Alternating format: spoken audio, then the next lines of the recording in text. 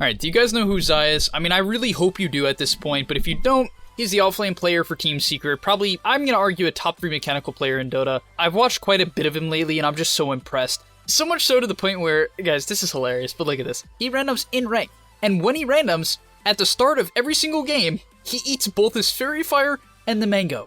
There is not more of a man in the Dota scene than ZAI. I mean, come on.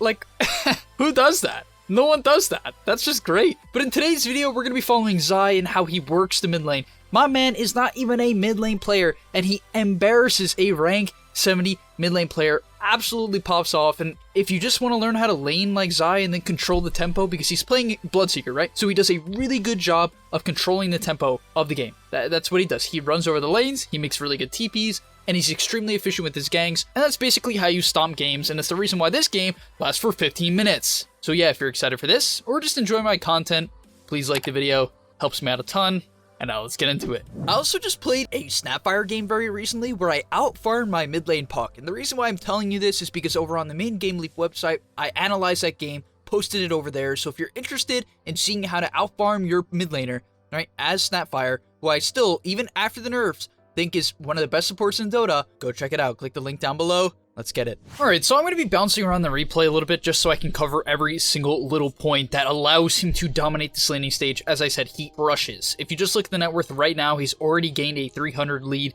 in 2 minutes and 46 seconds, which is, yes, very significant. It means that he's probably not buying too much regen. He is a bloodseeker after all, but that's why I actually really like bloodseeker for a lot of players. I think bloodseeker is a very underrated hero because he naturally allows you to keep your net worth high, and especially in low MMR games, people struggle with regen management, so he kind of fixes that problem, considering the fact that every time you get a last hit or a deny with your Q, you gain health. Now, the first point I want to talk about is something that I personally abuse a lot, that I almost see no one else doing besides the top echelon of players, and this is really crucial for me. Basically, what he's going to do is he's going to look for any opportunity he can to hit this Morphling right now. Obviously, the Morphling is low, he has Thirst, his W, he's full HP, it's the perfect time to go on Morphling whenever he can. It's very hard for him to kill the Morphling, but basically, how do you know? What is the indicator that allows you to hit your opponent? Right? How do you catch them off guard and look for favorable traits? The number one way in the laning stage to do that is to see if a creep is low. So as we're going to see here, right, he gets this deny. Okay, that's great. Now, how does he know that he can hit the Morphling? Well, we're going to see in a second. So what is the next creep that is getting pressured? Clearly for the Morphling, if this is a high MMR player, the Morphling's focus is immediately onto this range creep. Literally, it is guaranteed on this range creep. This is a rank 70 player. He will see the range creep and feel the need to secure it. And most Dota players do this. I'm not going to say you have to be rank 70 to secure the range creep. That's not the case at all. Most players will go for this. And knowing that, is the Morphling going to hit the Bloodseeker or be paying as much of attention to the Bloodseeker? Absolutely not. And humans, their attention span is not necessarily perfect. The better and better you go up in MMR, the more people will react to you, but this is how he catches them off guard. And he doesn't necessarily get a kill here, but he gets a free hit in and then gets the deny. That's frankly the perfect play. This is literally perfect Dota. I'm going to explain this one more time in slow motion because you probably didn't even see exactly what he did to secure that deny. But let's take a look. So the range creep is dying. And when you auto-attack someone, what happens, guys? What happens when you auto-attack someone? You draw the creep wave to yourself. That means that because the creep wave is hitting ZAI on the Bloodseeker and not the range creep, it throws off the last hit timing for the Morphling, allowing ZAI to get the last hit, right? As we see here, the creeps, they stop hitting the range creep, they hit ZAI, deny secured. I mean, it doesn't get better than that. I love seeing that so much. Using creep aggro to get denies is probably one of the hardest things in Dota, and yeah, ZAI just makes it look easy. Now I just want to show a quick sequence where he hits him a bunch again, and it's really important to understand, once again, when you're ever in a HP advantage, it's very good to continue trading for the most part, especially if your hero is a hero that can self-sustain, whether or not it's Timber, or a Slaughter with extra regen, or a Bloodseeker. You want to hit your opponent a lot. That's just how the laning stage has to go. And I know for a lot of you, you're just going to be like, Speed, I know. I don't know, when I'm watching a ton of pubs, it just comes to the situation where I'm watching a 3K, 4K player, even then, especially lower and lower, where they don't apply aggression. Guys, apply aggression in the laning stage when you have advantages. If you don't know your advantages, that is because you are not trying to learn them. If you don't know when to go aggressive in the laning stage ever, that is because when you are playing Dota, you are playing way too passive every single game and you're not learning. And now because he doesn't have to get any last hits here, and that is really the key statement, because he doesn't have to get any last hits and he's in an HP advantage, he can hit the Morphling a ton.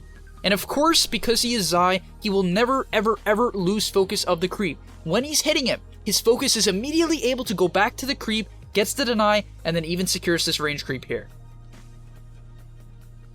It's really this attention to detail and the attention to the creeps and the heroes at the same time that allows him to be the best player in the world, or one of the best players in the world. It's so incredible how, right now, I guarantee you, not only is he denying this creep, his focus is also on the Morphling. I guarantee it. And sometimes you'll be able to see it based on his movements. So he goes for this creep here, he sees the Morphling stepping up, and so he's like, okay, the Morphling is gonna go for that creep, right? Time to punish. And I know this is in the moment, it's on the spot. How do I practice this speed? You just have to pay attention to it and actively tell yourself, I'm going to look for denies, and if the creep isn't in deny range, instead of going for the deny, I will hit my opponent. That's how you think about it. I'm going to say that one more time. When a creep is close to deny range, but not exactly in it, instead of going for the deny, hit your opponent, and you get a big win scenario. Because, look, he almost kills him there. Literally, the Morphling lived on like 10 HP or something, morphed up, then gets the deny. So beautiful. Like, oh! I love it. Like, really, this is the reason why I play Dota, guys. Stuff like this. Like, I don't know what to say. It's just, And now, this is some of the most advanced harass you're going to see in Dota. He's just doing such a good job of strafing the range of the tower. So these creeps get aggroed to the Morphling, and he sort of sees this, and he's like, okay, I can use these creeps as a shield to hit the Morphling, and that's exactly what he does. I don't know how you read the Morphling's movement like that, but he did. But he did, and that's really what just makes him so good. And now, right here, we're going to see the ultimate tilt play. I mean, at first when I was watching this, I was so confused. I really didn't know what happened. But then, I just realized that, I don't know, ZAI's pressure actually allowed him to get the kills. So you're going to be like, well, Speed, what happened? Well, you're about to see it. So ZAI, he casts a level 1 Bloodright. If you don't know, guys, this spell does 125 pure damage at level 1. It is one of the highest damage nukes in the game because it is pure, and it's obviously 125 damage. On top of that, it's only 70 mana. This spell is crazy, and because you don't have any other active spells, you can basically spam it in the lane to not only harass your opponent, but to secure creeps, zone them out, and if I really go in depth in this lane, or a bloodseeker replay in the future, which I'll probably do on the main gameleap website, you'll see that. But as we're just gonna see here, he sees the Morphling shifting, right? Obviously with the thirst vision, he casts a Bloodright, and the Morphling tries to shift back, but it kills. And you might be like, Speed, wait, what? The Morphling had 128 HP when he got hit. How did it kill him? How did this kill him? Well, let's take a closer look. Because as you can see, 128 HP.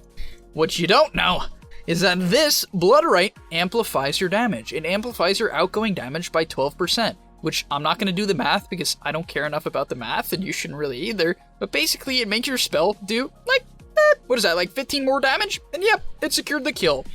Beautiful. So whenever you think your Bloodright is going to do damage, or hit your opponent, or you're trying to push out the creep wave quickly, make sure you use your Q, because yes, it does work on your Bloodright, and he secures the kill. And now as you can see by the following Morphling all chat, yeah, he's done. He's absolutely done. If we look at the CS, it is 27 and 17 at the 4 minute and 40 second mark to 9 and 4. And ZAI randomed, which means he first phased it. On top of that, he ate the Fairy Fire and the Mango. Unbelievable. Like, when I saw this replay, you just have to be amazed, and you can't even make excuses about your own gameplay. Guys, if you're doing everything that he's doing here correct, by all means, I don't know, the system's just holding you back, but it is very unlikely you're playing at this level. Alright, now before we move on to the mid game, I know we're going a little bit back here. I just want to show a cool little efficiency play that I almost missed, and I think it's very important to note. So after securing this range creep and, backing up here, it's very important to know what ZAI does with his last shared tango. I think a lot of players don't make efficiency plays like this. You might as well. So he eats the tango, he uses a quelling blade, and now, at any possible time where he feels like he can go jungle this camp, he won't have to wait for the quelling blade cooldown. He's gonna save 5 to 10 seconds, and if you guys know anything about the mid lane, whenever you try to jungle this camp early into the game, you'll often miss lane creeps because of it. And this is one way to try to prevent that or miss as little creeps as possible. So just a cool efficiency play, and now let's get into the mid game. Now I'm just going to talk about a couple of different decisions he makes on bloodseeker this game. He decides to not buy boots, which I don't know what to say about that really. It's kind of one of those things where I guess he felt like in the moment the more stats he buys, the more he can snowball. Or maybe even the fact that buying mana burn in this game is a great way of killing the enemy team. If we see there's a Faceless Void, right? Mana burn, obviously going to get the Void killed if you burn his mana. And most importantly, I think, is the Void Spirit. You can even argue Morphling, right? Waveform, including the ultimate as well. So it definitely is a good diffusal game. It's also just great stats for a hero like Bloodseeker, and it allows you to track people down, which can be a massive issue for the Bloodseeker. And yeah, this is his first rotation of the game. Nothing really insane. What you need to know about it is he picked up an Illusion Rune top, which makes the gank effective. Like, that's just always something to think about. Whenever you pick up a rune in an area, it's like a good indicator of, okay, I probably should go gank, especially if it's a haste or a deity. Now moving on, let's just see what he does next. So as he's running around here, I want to make it clear that just because he ganked top, what is the next thing that he does? He starts looking around the map. He immediately shifts his camera onto the Morphling. He's like, okay, maybe I can come over and help here. He also is paying attention to the bottom lane though, because this is what high MMR players do. They never tunnel vision too hard, because if you do in Dota, you miss way too much information, and there's a lot of information you need to keep track of. So as we're going to see, the Morphling goes down, he immediately sees his player getting gone on in the bottom lane, and decides to TP in. There's no exact science to this. All I can say is that he levels up the Rupture, understanding that if he wants to kill Faceless Void, he needs Rupture, and that's exactly what happens. Bloodseeker comes out, he gets chronoed, but obviously it's not too big of a deal. He's extremely tanky with his heavy stats build, and is eventually able to secure the kill onto the Faceless Void with a really solid Bloodseeker, making sure they cast it in front of the Void, never cast it on top of them. Cut off the retreating path, which is generally towards the enemy base. Yep, he's able to secure the kill, and continues chasing him a little bit here. Obviously, you don't want to run underneath towers. Guys, I see you diving a lot. Yeah, you. I know you're diving way too much. Just be a little bit careful. He's being very, very diligent to only kill targets on the outside that overextend, and this is generally what you want to do as Bloodseeker. You cast some Blood Rites to zone people out, you get on top of the targets that overextend, and you secure every single kill possible with your high attack speed and high movement speed. And yeah, this game is essentially over. You know that the enemy team is obviously giga tilted at this point. I mean, he is stomping them so hard. 74 CS, 5 kills. This is a challenge, guys. This is a challenge. I'm throwing out a challenge to all of y'all. 5 kills, 2 assists by the 10-minute and 30-second mark, okay? You have to get 5 kills and 2 assists by the 10-minute and 30-second mark, as well as 75 CS and over 20 denies. That's the rule, okay? And if you do that, I'll 1v1 you for the upcoming 1v1 video. I haven't announced it yet, but I guess this is the announcement, so there you go. You have to send me the match ID, and yes, it has to be you. I don't know how I'm going to clarify that, but this is a disaster. I don't know why I'm doing this, but whatever.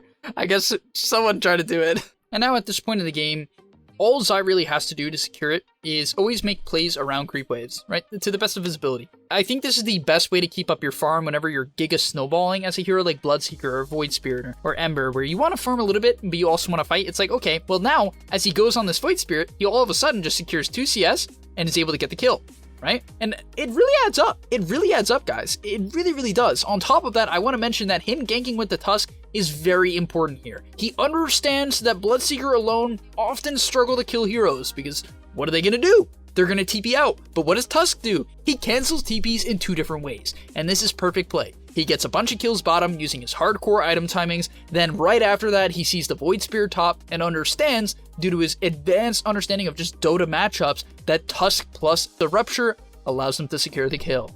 But yeah, hopefully you enjoyed this gameplay. I know I didn't really necessarily go to the end of the game. Void ends up dropping his items. I believe he was Eternal Envy, so like, yeah, pretty, yeah. I think Eternal Envy drops his items and they all abandon. But yeah, it was a very entertaining game.